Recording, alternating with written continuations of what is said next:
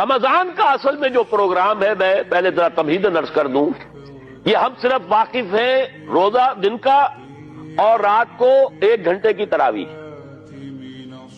یہ بہت بڑا مغالطہ ہے، بہت بڑا مغالطہ ہے، بہت بڑا مغالطہ ہے. روز اصل میں رمضان کا پروگرام کیا ہے؟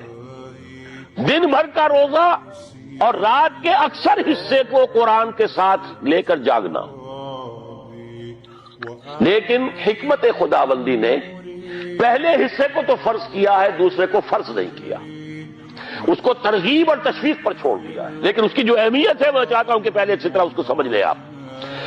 دیکھیے پہلی حدیث اس میں ہے ان سلمان الفارسی رضی اللہ تعالی عنہ قال خطبنا رسول اللہ صلی اللہ علیہ وسلم فی آخر یوم من شعبان.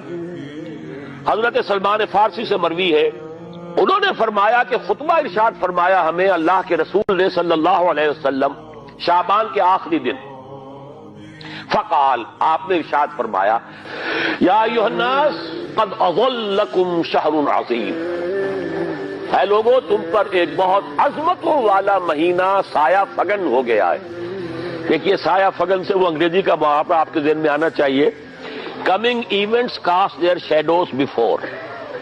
ابھی رمضان شروع نہیں ہوا ہے، شعبان کا آخری دن ہے، تو وہ کمنگ ایونٹ جو ہے رمضان مبارک اس کا سایہ آ گیا ہے تم پر. اس لیے حضور نے وہ لفظ استعمال کیا قد اظلکم، ظلال کہتے سائے کو. قد اظلکم شہر عظیم، بڑی عظمت والا مہینہ ہے. شہر مبارک، بہت برکت والا مہینہ ہے. شہر فیہ لیلۃ خیر من الف شہر، اس میں ایک رات وہ بھی ہے، وہ مہینہ جس میں ایک رات وہ بھی ہے جو 1000 مہینوں سے افضل ہے.